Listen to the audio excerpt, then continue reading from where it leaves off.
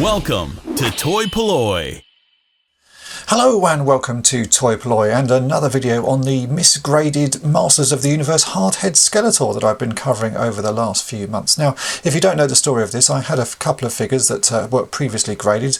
I cracked them out of their cases and sent them in to be regraded by a company called UKgraders just to see if the scoring would be the same and if their system was a good sort of reliable system. So the figures that I sent in were this Hard Head Skeletor from Masters of the Universe and this Gamorrean Guard from Star Wars. Now, the Gamorrean Guard came back with exactly the same score, so on that one they did a very good job, and the Hard Head Skeletor came back with a slightly different grading, but really it was too close to call on that one. But the interesting thing was that everybody who saw this figure said it wasn't a Hard Head Skeletor, so I've been doing quite a lot of research and trying to sort of track down and work out why this isn't a Hard Head Skeletor, and I've now managed to get enough information, and so I can sort of definitively say that this isn't a Hard Head Skeletor. And the reason being, also, the sort of main issues on this to sort of prove that this isn't a Hard Head Skeletor. The first one being the face here. On a proper Hard Head Skeletor there should be two little lines between the eyes, and this one doesn't have it, so I can show you here. This is a proper Hard Head Skeletor, and you can see that there are two little lines between the eyes, and this one doesn't have it, which means that this is a Dragon Blaster Skeletor, because all Dragon Blaster Skeletors look like that. So you can see there are no lines between the eyes. And the other issue that sort of makes this a Dragon Blaster Skeletor is the sword. This is apparently a Dragon Blaster sword because it has the male version of the back there. And the final issue being the armour. The armour doesn't actually match the sword. You can see there is a different colour on those two pieces. Actually easier to see if we look at the back of it. You can see that the sword is darker than the staff there. It's also much darker than the armour on the figure. And you can read also on the back of the sword that it says Taiwan, and if I was to actually take the armour off this, you'd probably be able to read as well that it said Taiwan inside the armour. So the armour is the wrong armour for this figure. Now obviously all of these pieces are actually sort of vintage Masters of the Universe pieces. They have just been sort of put together on the wrong figure, and that is what is the problem here, because when you send something to a grading company, they not only are grading the figure, but they are checking that all the pieces are correct to that figure, and they really go over the top with that. With Star Wars stuff, you've got to have exactly the right weapon with exactly the right figure. And I think what is happening with this is that the general sort of knowledge of Masters of the Universe figures is a sort of evolving hobby, and so people are slowly learning over time what goes with what, and there are sort of new experts coming into the fore, people who are studying this and learning everything they possibly can about the figures. And as far as the grading companies going, they just can't keep up with this sort of new information that is coming every day. People are finding new things and new bits of information, and I just don't think the grading companies can keep up with this sort of knowledge. Now, I have spoken to Steve, the guy who owns the UKgraders company and who was sort of in charge of grading these figures, and he's sort of freely admitted that this was a genuine mistake on their part. And I think this is something that they're obviously going to learn from, because as the Masters of the Universe collecting hobby sort of expands, then their knowledge needs to expand as well. And certainly with this figure, it's proved that they don't know as much as they think they know. And I can sort of see why this has happened, because at some point this figure was graded a long time ago, because I have the original box here, which you saw in the very first video that I broke it out of. So at some point this figure has been graded, and I'm guessing at that time they thought this was a legitimate figure, which means that they've probably got information about this figure on their file. So if a new figure gets sent in, like I did by cracking it out of the box and sending it in, they're just going to check their prior gradings and sort of information they have, and they'll see that they've already graded one that has this sort of same setup. So as far as they're concerned, I can see why they would suddenly go, oh well, okay, this is the same figure, let's grade it again, it's the same sort of quality and it's got the same weapons, so we'll grade it as the same figure.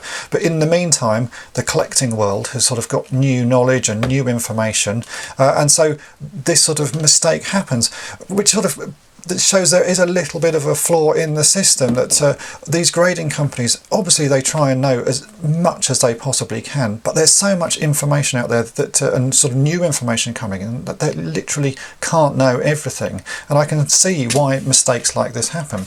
But if it was me and I was running a grading company, if I got a figure like this in and I wasn't sure, first thing I would do is obviously check and ask around other people. Because there are so many other collectors out there who know a lot of information, and they would probably be able to help you.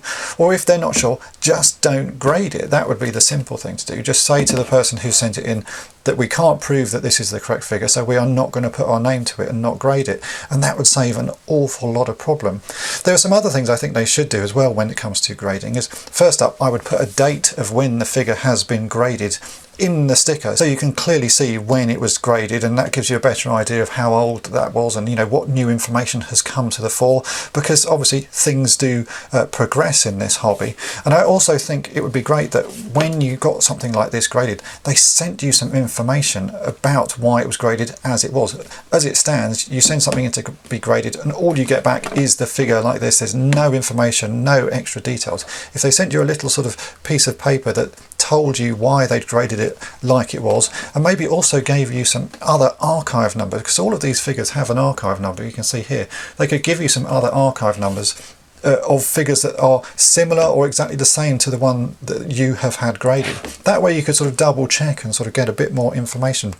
As it stands, it's all a bit vague. You send something in, it gets graded, it gets returned to you. There's no sort of information about what process has gone through and why they've decided to give your figure the grade it is, which is what sort of happened with this one. When I got it back, I thought it was fine, but as soon as I showed it to other people, they were saying, no, this is completely wrong. And as it turns out, the collecting community has really proved that this is wrong. It's just a mishmash figure. It's all vintage stuff, but it's just been put together wrong, and none of these pieces should be with each other, which makes it a pretty worthless figure now. It's in a nice graded case, but it's just a sort of a Frankenstein of a toy.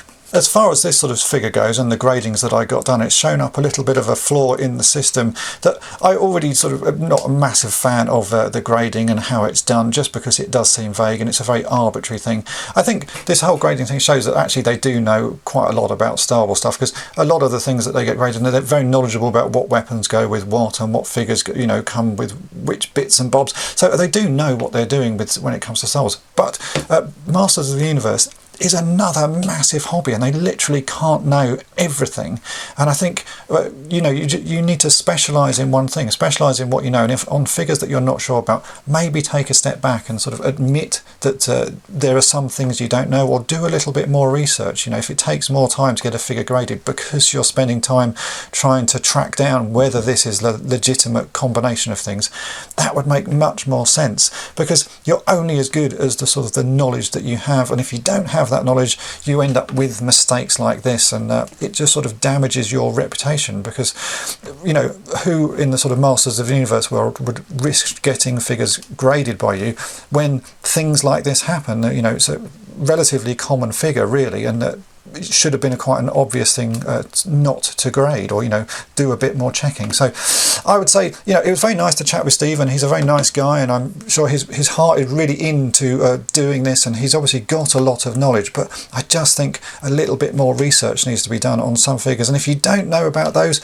then don't grade them. It's a shame when these things happen, and I'm sure this sort of mistake will not happen again, because they've now learnt that this is not the correct combination of figures. So they've got a new bit of knowledge, and hopefully going forwards they'll get more knowledge and be able to sort of grade things in a better way. So it's just one of those things. I wasn't expecting to do a video like this, because I was just wanting to test the way grades work, and the fact if you send something in to grade, the number it's given always seemed a little bit arbitrary. But I have to say, on the Star Wars one, it was exactly the same, so they did a very good job on that one.